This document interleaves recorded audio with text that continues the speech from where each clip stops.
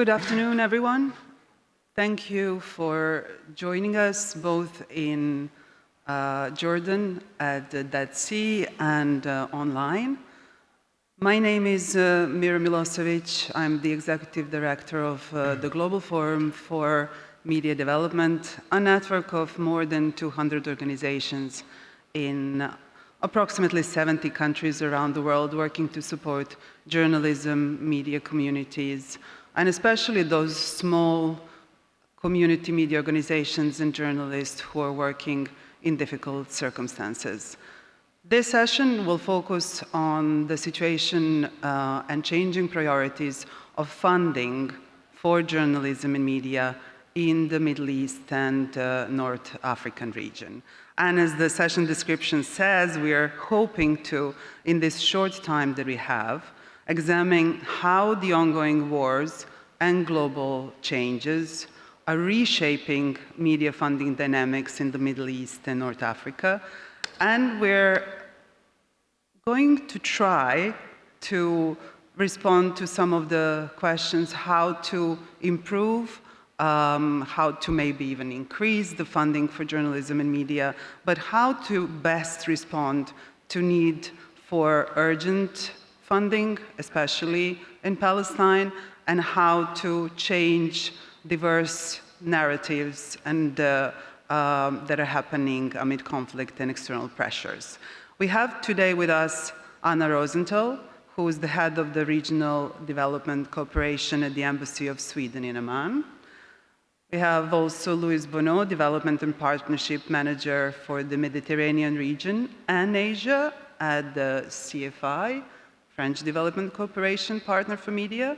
Michael Randall, who wears lots of hats, we'll just say at the moment media development expert with many years of experience and track record working with a lot of you. And finally, Rose Settles, academic and consultant. I'll start from the headline of this session, that is shifting sands. And a lot of us are feeling like the sand is constantly moving beneath our feet when it comes to predictability of funding and what is happening in the future. How will we be able to access different sources and mechanisms, and how are we going to respond to the most urgent needs? However, one of the things that I've discovered is that here in Jordan, the shifting sands is also connected to Wadi Rum, also known as Valley of the Moon, the desert valley. That is a combination of desert and rough conditions that journalists are facing. But Wadi Rum is much more about the desert, only about the desert, as it's about the people and friendship and solidarity. And I have to say that I'm humbled and very honored to be able to be here, to hear you all, and to also then have an opportunity to pass the experiences and the contributions that I have heard here to different colleagues in different parts of the world, but also to donors, philanthropists, and those who will hopefully understand how much the assistance and support is needed in this region. Anna, over to you. We are seeing a lot of changes. Of course, geopolitically, there is a lot happening, especially in the region, and crossing over shifting needs of governments and shifting understanding of priorities. Media has always been a very difficult area.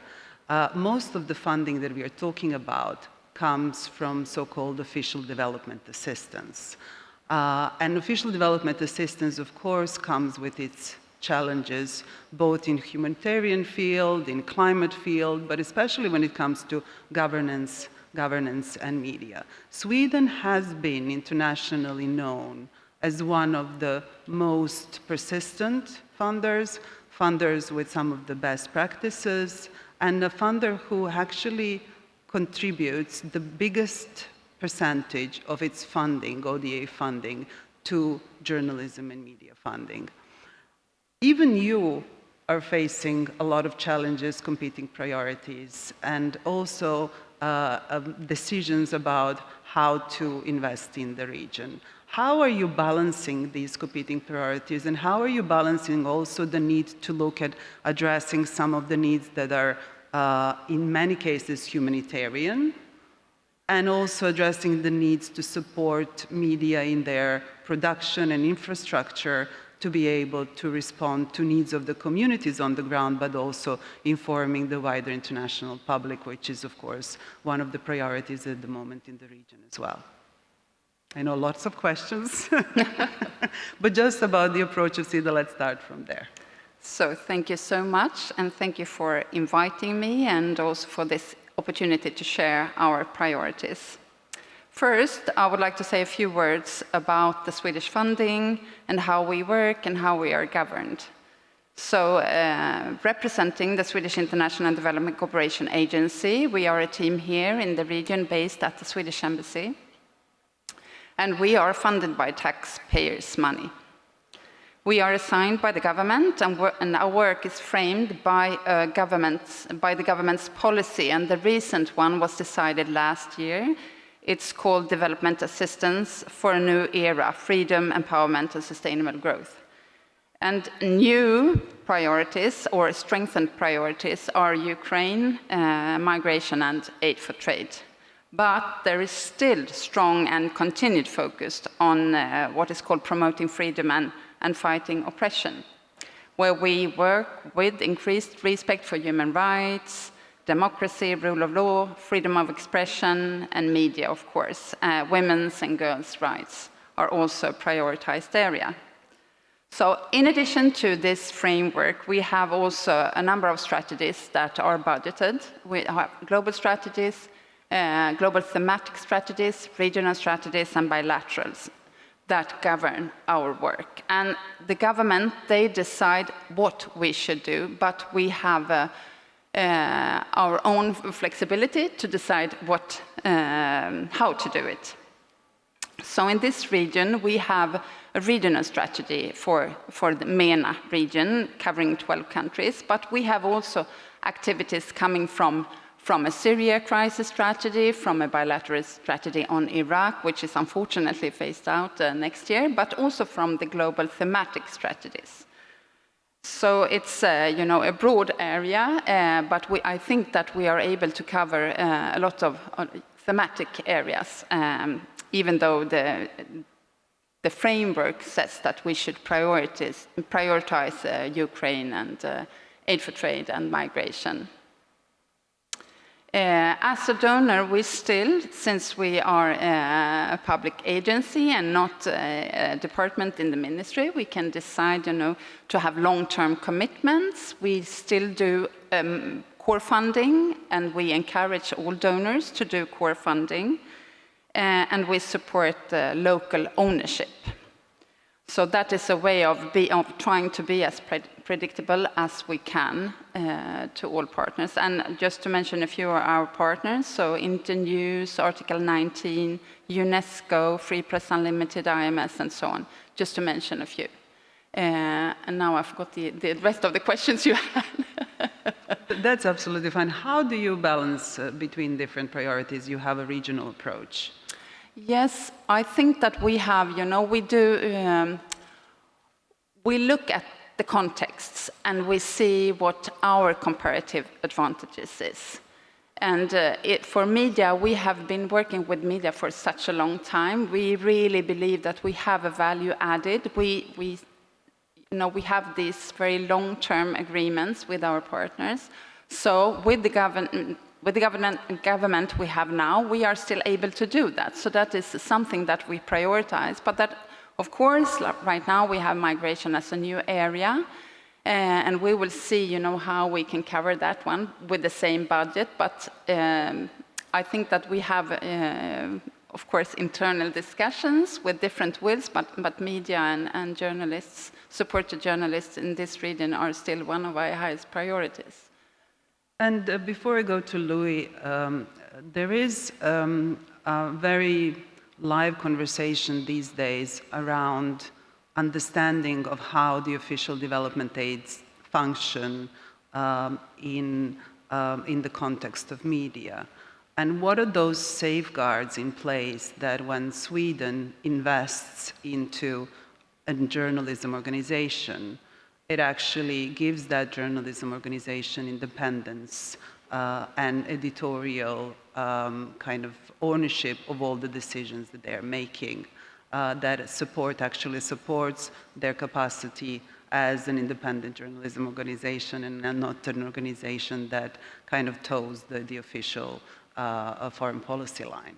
Yes, I think since we have a regional strategy, it's very difficult. We cannot enter into agreements with small local organizations. So we have a broad agreement with, in this region, IMS, for example, and they, in their turn, they have agreement, they can forward funds, but one very important part of the funding we do is capacity building, of course, and building up the organizations, now training in developing business plans, for example. But I think working with, like an intermediate, that gives some, it keeps arm's length. Yes, exactly. Yeah.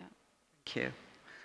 Lois, over to you. CFI is a major partner of the French development assistance in the field of media. You are that intermediary implementer who actually makes sure that the aid is implemented in a way that provides independence to all your partners. What else are you actually managing to do to make sure that that assistance is flexible in response to the needs on the ground, and especially when it needs to be fast and respond to the urgency that we see at the moment in the region? Thank you, Mira, for this question, and thanks again to ARIJ for having me and CFI on this panel. Just a few words about CFI as well. So as the French Media Development Agency, we work on both programmatic and operation-based levels. And on the programmatic side, the safeguards that we have is we jointly designed and implemented a roadmap from 2023 to 2027, including for the next 5 years, with the French Ministry of Foreign Affairs. And for that, we had a series of consultations with local, regional media actors, CSOs, at large, including lots of GFMD members and GFMD Secretariat as well. And this grants us with very clear, transparent, and mid to long-term objectives. What I want to add to that is CFI, we have two hats. The first one is French public development media operators. So we operate at arm's length of the French MFA, and we have a contract of objectives with them. And 40% of our annual income comes from a dotation on a yearly basis from taxpayers' money as well from France. But 60% we fundraise and we inject that into programs on the ground. And when we go down to your question and the operational level and the kind of flexibility that we show, I can take several examples across Palestine, Lebanon, and Sudan, for instance, which are 3 major countries we've been working with within the Arab world. Perhaps closer to us in Palestine, so since the war in Gaza erupted and since October 2023, we have been able to provide emergency supports to a number of media actors. We've been working with independent media, with fact-checking organization, and also supporting advocacy groups working to push against hate speech, analyzing how structured disinformation comes from and is being spread out. So that's an example. But the flexibility that we enjoy at CFI comes from the fact that we try to work on longer-term programs. So for instance, our work in Palestine, Lebanon, Jordan, and Iraq is primarily revolving around one major program called ARIJ. And we have a regional office in Amman and a dedicated team. And the money that we get doesn't come from the usual, I would say, suspect, which is the French Ministry of Foreign Affairs or European Union programs. It comes from a bank, a developing bank, which is the AFD, the French Development Agency. And what's interesting here is they're not that much used to working with media and media partners. And if you look at the program, the main objective of ARIJ is promote social cohesion through supporting independent media in the region and media actors. And it's I would say, voluntarily large, so you have flexibility to operate and be reactive in terms of shifting from specific objectives, let's say long-term business capacity building, to immediate response when the crisis arises, for instance, in Palestine at the moment. And we are talking about a 10 million euro budget over 5 years, for instance, to give you an example. That's kind of a flagship in the region. And when we work with partners, just to finish with your question, Mira, we work across the 4 countries, right? And I believe we have about 40 media partners. We provide financial support to them. I think we have about 17 in Iraq at the moment, half a dozen in Jordan, and the rest equally spread out between Lebanon and Palestine, Gaza, West Bank, and marginally in Jerusalem East. And the way we do is we also want to save up as much as we can within programmatic framework with the Development Bank, which is our funder, the hassle of reporting, of managing sub-grants for our grantees. So we don't really necessarily issue sub-grants. We would go through contract services to media. And that means that they act as contractors for us, but obviously they would retain full independent editorial independence. We don't ask for them for anything specific or for specific deliverables. They can act within this overall framework of promoting social cohesion through supporting independent media. So that's how we work, and in this case, that's why we were able to quickly respond to the crisis that's been going on for the last 15 months in Palestine. Thank you, Louis. This is really interesting because you mentioned 2 things that are, so to say, unorthodox. So one is working with the Development Bank, and I'll come to that. And the other is also using non-standard tools from this toolbox that we use, which is not typical programmatic grant. And unfortunately, still most of the funding comes through programmatic grants, but doing contracts or other means of support that doesn't require a long time and it doesn't require heavy reporting. That's very interesting. But just quickly on the Development Bank. So as many of us who look at official development assistance as a source for media support, we know that at the global level, the amounts invested are stagnating over the last 10, maybe even 15 years. And I've just looked at the numbers, for instance, for Palestine and Lebanon. And they've been also very flat, and there's probably not much more than $2 million per year for each of the countries. Not to speak about Yemen, Libya, Sudan, and other countries. So my question to you is working with different development banks with the programs that include, social cohesion, but maybe even infrastructure support, one of the ways where we can tap some new sources of funds that could support media in the region. I would say so, and it's very interesting because it's a good example for us as a flagship project in the region, and especially for Palestine and Lebanon, but this remains rather rare, to be transparent. We operate mostly on funding from donors, from French and European donors, and this kind of opportunity remains limited. We've been enjoying this kind of funding in sub-Saharan Africa, but it has to deal with specific themes such as migrations, for instance, which is, as you know, one of the key renewed themes that European and Western countries at large have been working on through ODA. But I will be very happy as well to hear about our colleagues that have a specific expertise, yes, I think, in how do you tackle this kind of funding challenges, including with development banks. Thank you so much, Louis. Going to Michael Randall, and Michael, we've been looking at these figures for a long time and trying to maybe find somewhere a hidden pot of money, but it never appears.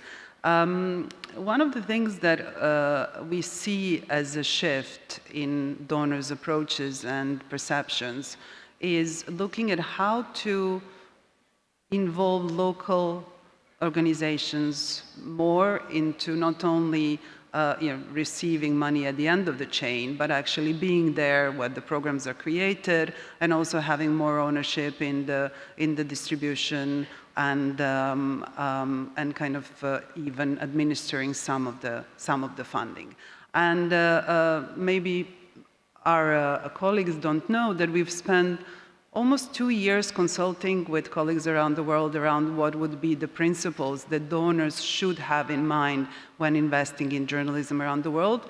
And in March this year, Organization for Economic and Cooperation and Development and their Development Assistance Committee has adopted the principles that we've been together with SEMA and other organizations working on with support of Swedish and French colleagues. That has been adopted, and one of the major parts of those principles, besides of do no harm and invest in long-term capacity core support, is this notion of localization. So Michael, from your perspective, what does that mean in the Middle East and North Africa region? And also you're working on a couple of projects at the moment that are attempting some of that approach. Yeah, absolutely. I mean, I've been working in the field of media development for the last 25 years, and primarily in developing concepts and proposals for funding. And during that time, there have been many changes in the landscape, many evolutions, new trends.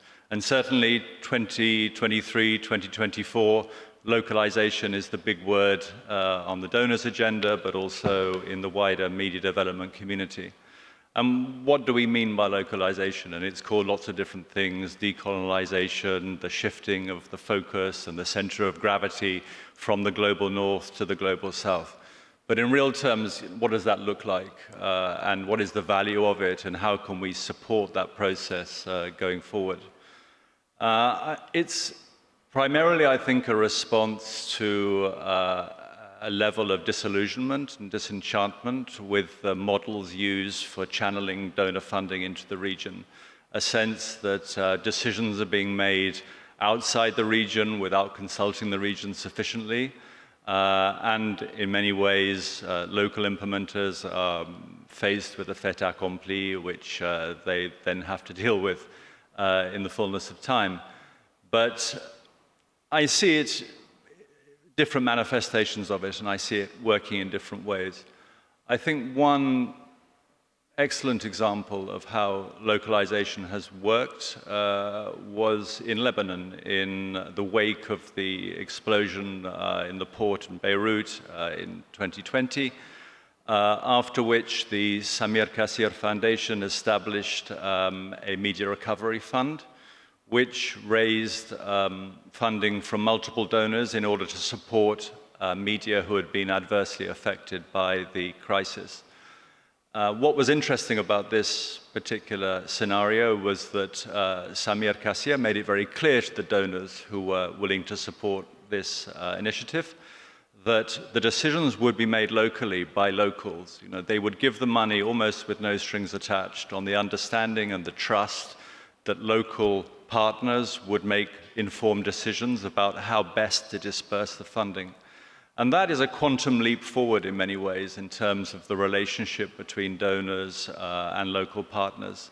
And I think it's a lesson to be learned for the region about how donor funding can be implemented in a targeted and effective way. Similarly, there's been a move, as some of you may know, towards establishing funds, media funds on a national level.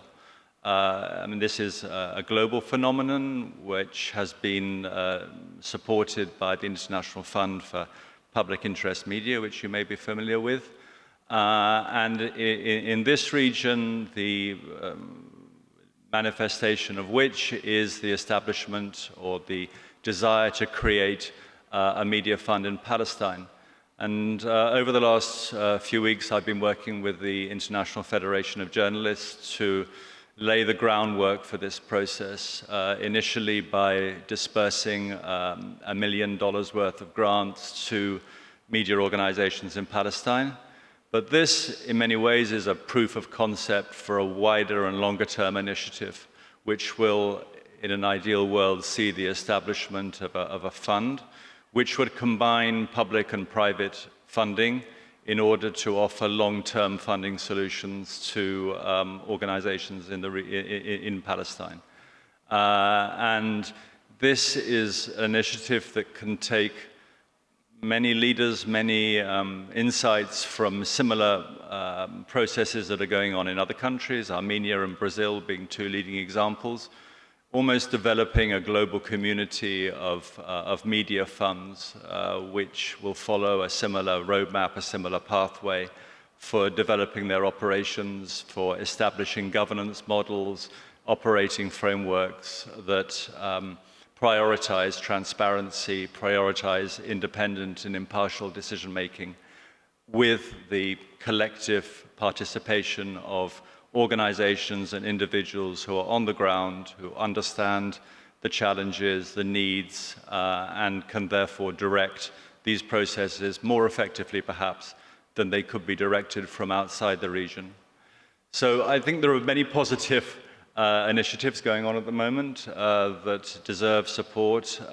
We are in an experimental phase, seeing how they evolve, seeing the response of local partners and how best to shape and direct them for the benefit of the greater, the maximum number of local media outlets to respond to the different needs they have in the most effective way. And I think another aspect of what could be considered locally and on a country level is improving coordination around donor funding, increasing the level of engagement with donors in order to better establish the priorities and therefore decide collectively what the optimum response to those needs are. And to do that in a consultative way that offers all stakeholders the opportunity to make their voices heard and to shape that process. And perhaps to think about establishing national action plans whereby stakeholders on the ground come to an agreement about what those priorities are, how best to respond to them, and how to draw the donor community into that process by responding to the priorities they have and linking them to the needs of local media. So making this a longer-term process that involves that discussion and involves the best use of the resources that are available. Thank you, Michael. And going to Ross Settles, who has done recently a lot of work in Asia with organizations in different conditions and circumstances, especially looking at what is possible to achieve beyond traditional donor funding, and what are the options out there? What is the kind of portfolio of available mechanisms to small journalism organizations, especially those that are in trouble, to maybe potentially look at? So I was privileged to work on an IMS report looking at sources of funding, specifically in Asia. So it's a very broad topic, Asia, because you have very advanced economies like Indonesia, and then you have exile communities like Afghanistan and Myanmar. So the exile communities, that's a very desperate situation, and one that I think would seem very familiar in this part of the world. But in the more, let us say, more robust economies, the Philippines, Indonesia, Thailand, there are lots of different locally driven programs. The sense that donor funding is constrained and it tends to shift. So as there's a crisis somewhere, money will move. And from the other side of the continent, it feels it moves closer to Europe and America and away from East Asia. That may be just perception. So there's an increasing sense of trying to find local solutions. Again, a bit of a riff on what Michael was saying, decolonizing the process. How do I find the money locally? Or how do I find the money from different immediate constituencies? So in Indonesia, in Taiwan, in Thailand, you're seeing people reaching out to diaspora organizations and diaspora audiences. Some of that is driven by expertise. So they may have an e-commerce person who's working on their business side, and that person knows how to outreach and raise money online. In a way, a typical journalistically driven organization might not have that expertise. But they've done, in some cases, very successful fundraising programs. In Korea, I was on the phone last night teasing a colleague at the investigative journalism outlet in Seoul, asking how they were doing with the current crisis in politics, and he was saying, it's great, fundraising is through the roof. So there is a sense in East Asia and Southeast Asia that there are ways of raising money locally. I think one of the things that we also heard from Indonesia and in the Philippines is the use of global money, so European money and American money, as some sort of protection or cover. So give us, by your including you in our work, you give us some political cover. Because none of the countries, with the exception of really Taiwan, Japan, and Korea, none of those countries have governments that are advocating for independent media as a critical part of democratic societies. At best, they tolerate them. So being involved, whether it's Swedish money in the Philippines or American money in Indonesia, it gives their efforts a certain amount of local weight and a certain amount of local credibility. And it's also harder to attack. So, but there is a lot of self-reliance building on that side of the planet. Partly because there is the sense that the donor funding is constrained, it's insufficient, and it tends to have to go to the most recent crisis. And let's just say we've had a lot of crises this year. Thank you, Ross. Just a bit of a self-reflection on that local and participatory approach is, of course, that this panel itself has white northern people on it mostly, and I mean, that's something that we also need to think about when talking about bottom-up driven approaches to actually have people who have managed to implement, like Skies in Lebanon, some of the interesting models of driving both collection of funds, but also distribution according to the needs. And also to just remind us that at the moment with colleagues in Palestine, the need is primarily humanitarian. And I've heard today that 81% of journalists who still work there prioritize cash support. 73 need food, clean water, and medicine. 69% need shelter. 64% needs ecological support. And all of them need equipment to do their jobs. Having said that, I will now go to questions. I have 6 questions from our online colleagues. And then I hope that we will have time for 1 or 2 questions from the audience here. So I have 3 questions that are kind of talking about the similar thing. One is from Roa saying, with everything happening in the region, how can we trust the Western funding organizations in supporting our work? Then how do you respond to accusation that in your participatory approaches, you choose one media entity rather than the other? And then to what extent are donors committed to these best practices where some of the conditions, as we know in programmatic funding, affect what the recipient organizations are actually able to do.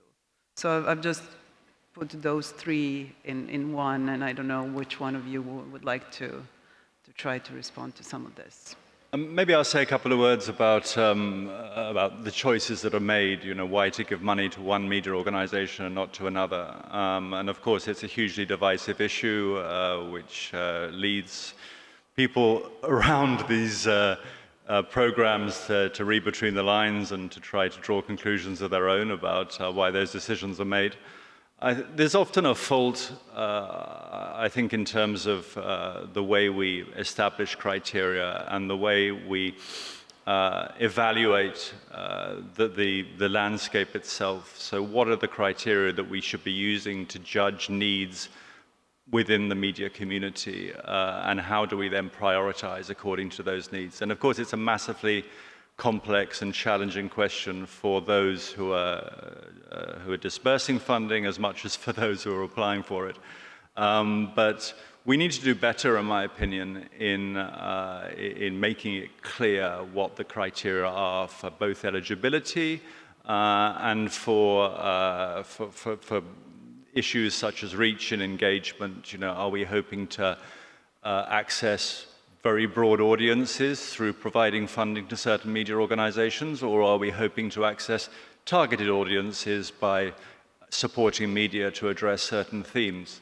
So whatever the priority might be, it needs to be expressed very clearly, and it needs to be presented in a way that doesn't then lead to interpretation, then lead to organizations expending a lot of time and energy in applying for funding that frankly they're never going to get.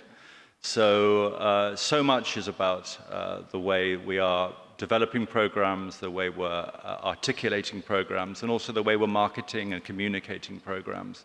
And in the work I do, and I advise a lot of organizations locally about how to apply for funding, I think these are the greatest challenges that are faced. So, yeah, it's about best practice. It's about also sharing information about, I'm going on too long on that, sharing information and having, you know, donors amongst themselves deciding on how they are evaluating impact and reach, and having common standards that are applied across the board. Just before I go to Louis and Anna, I've just heard from one of the colleagues that he's been advising a media organization and said, it was very important for us to be able to receive the information about why didn't we get the funding. And so that part also of feeding back into the learning process of all the organizations to understand, and also to have that criteria clear, so then it's clear why you failed the choice. But Louis, over to you to respond to these things. I would 100% agree with my colleagues here. On CFI's level, maybe to run you through quick steps of how we operate. So usually when we want to launch a program, we first identify the needs, then we go through a feasibility assessment, and we have many consultations with local and regional partners, be they media, entrepreneurs, people from the newsroom, CSOs, lobbyists or advocacy for freedom of the press, and so on and so forth. And then we apply for funding to donors. And once we get that, then we have, as you know, the usual monitoring and evaluation and learning, and we always spread the learnings, and we build on the past projects. That's one thing. But the feedback and the transparency obviously are crucial. Feedback goes through throughout the ecosystem. It's also when an intermediary organization like CFI applies to donor funding, we usually wouldn't get very detailed feedback of why we eventually wouldn't land the grants or the contracts. And for us, it's important, and we're increasingly working on that with our local partners to make sure that first, we usually go through calls of application. So when we want to fund media, let's say in Lebanon, we have an open call for application. We operate from a secured platform run by CFI, and all of the criteria for eligibility and for the selection and the committee of selection will be open, transparent, with a detailed criteria in terms of ponderation. How many points do you attribute to this criteria? How many points for the other? And so on and so forth. And we increasingly also try to provide detailed feedback on why eventually the partner didn't land this call for application.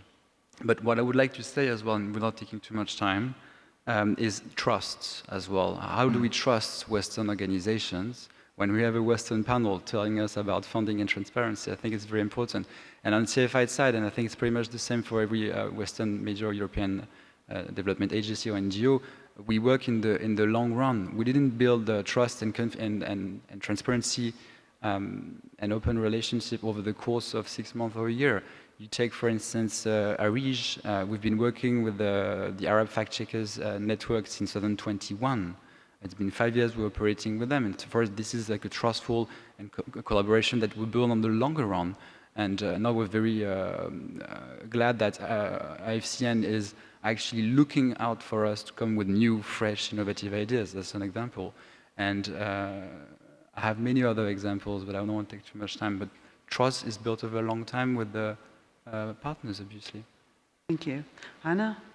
Yes, I agree with my colleagues here, but I think as a donor, we need to have different funding modalities. We have in Sweden, for example, guarantees, which is more difficult in the media sector because it requires return on investment. And I think there is only one partner in this region that have been able to receive a loan through a Swedish guarantee.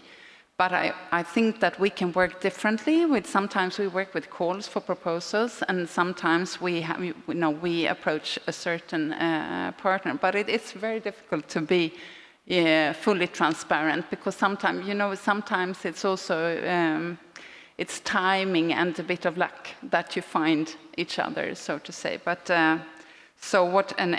you mentioned, how can we trust Western donors? I think that what we tell our partners that you need a diversified funding because many of the Western donors are governed by governments and they change over time. So I think that's the encouragement to everyone. Diversify your funding because you cannot trust, even though we have been, a long-term partner, but there are changes in our countries, so. Yes, Ross? So this may be the contrarian point of view, but as somebody who watches a lot of funders and a lot of media and tends to see themselves more seated with the media operators, a lot of times your funding it's a bit of a constant requirement. You don't actually look at the media ecosystem, you look at the media operation. And sometimes the best funding, at least in East Asia and Southeast Asia, would be to something structural in the economy of media. So a good example would be in the southern Philippines, there's a Muslim area that is now kind of building a media economy. The challenge is almost all of the advertising, which is what funds media, not global donors. There is no metrics. There's no way to measure what's the actual audience, what's the audience and reach, and because of that, the government can manipulate the price of advertising. So the best thing that could be done for all of the media in Bangsamoro would be to fund an independent metrics organization for Bangsamoro. Thank you, Ross. I'll come back to you just for each of you a minute of closing remarks, just to see if there is a question. Dawood, please, from the audience. I apologize to others. He was very visible. The output from Community Media Network. The business model has been destroyed because of the digital companies. In Jordan, 75% of the advertising has only been lost to the on. And so we need to find ways to fund independent media that requires trustworthy. And so I think one of the things that needs to be done by funders, and we've always talked about this, is multi-year funding and core support funding and not programming funding, because otherwise the flavor of the day wins every time. Now it's a change of the weather, another day it's gender. I think some of the media needs more core support. But I want to talk about something else, which is that many of the developing countries are pouring millions of dollars into underdeveloped countries, and part of that money goes to visibility and awareness raising. But all that awareness raising money goes to the big TV stations in the countries. Now, if the funders would say to the contractors, put 10% of your advertising to local independent media, then we would gain much more. And there is now the Journalism Trust Initiative, so you could say those media outlets that have the JTI certification can get part of the funding. This will help both the JTI certified media, but also would force some of the public media to become JTI certified. So this is something that I think can be done. Plus, one more thing, funders should pressure us as nonprofit media to exchange content, because we're not in the commercial business of wanting to be exclusive. And so if a funder would say, we will give you the money on condition that you distribute this to 3 other outlets, this will actually make sure that everybody gets to see and read what we're writing. Thank you so much, Daoud, for those great points. I think we are running over time a bit, so I'll try to wrap up really quickly. If you could all give one advice to our colleagues here in the region, how to quickly and effectively access some funding now in the dire moment of need, what would that be? Want me to start? Yes, please, Russ. I want you to start. So quickly, nothing is quick when it comes to cash.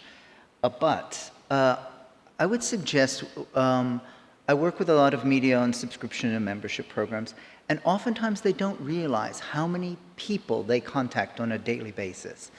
And so we often go through what's called an audit to just say, how many newsletter emails do you have? How many people have ever brought you cash? How many people come to your events? The number of times that media have that in different places, in different organizations, sometimes on a steno pad on a piece of paper, find out how many people that is. Figure 1% of that amount of people will give you some significant amount of money. And then reach out. There are cultural differences in how you do this, but I have seen people just very casually put that all together into an Excel file and reach out and be shocked at the amount of money that comes in. Thanks, Ross. Michael? Yeah, I've got this red time is up flashing thing there, Yes. so I'm going to be super quick.